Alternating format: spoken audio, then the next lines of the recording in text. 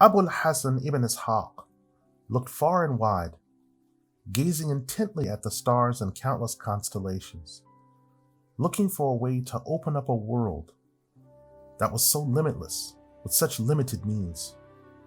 He had worked long and hard on glass, but with limited results. Day by day, he tried different cuts, different looks, but still nothing. What could be stopping his latest invention? After several attempts, he decided to give it a rest and continue on with another project that involved glass. Only this time, it was the bifocal.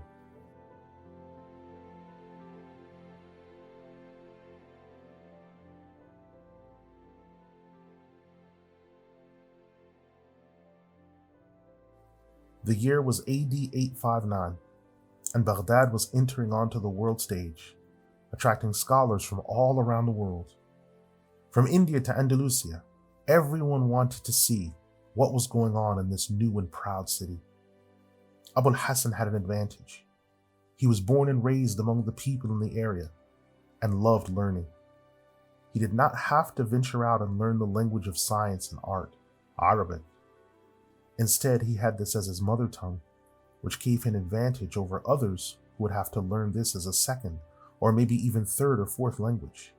It was in this very year the world's first eyeglasses were created.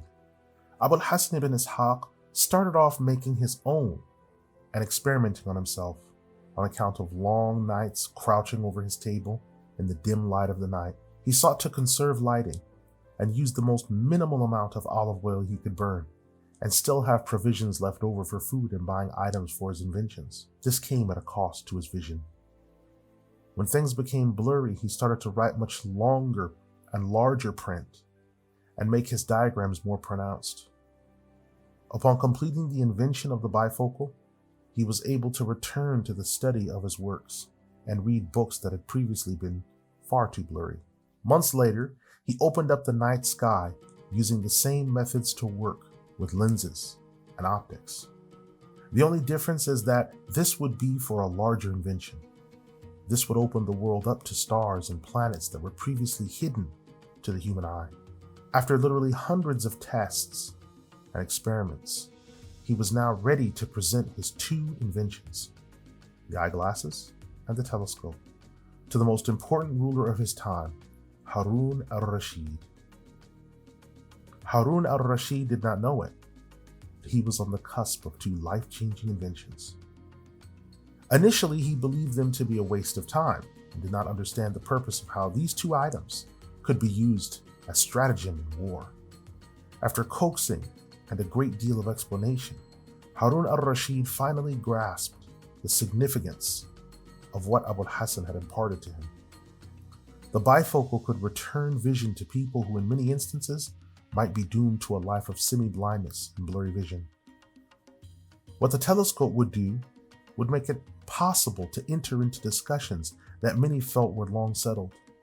Ptolemy and others had believed there were 7 planets, while Egyptians and others preceded them had believed it was 9 in total and sometimes 10, depending on the definition of the word planet.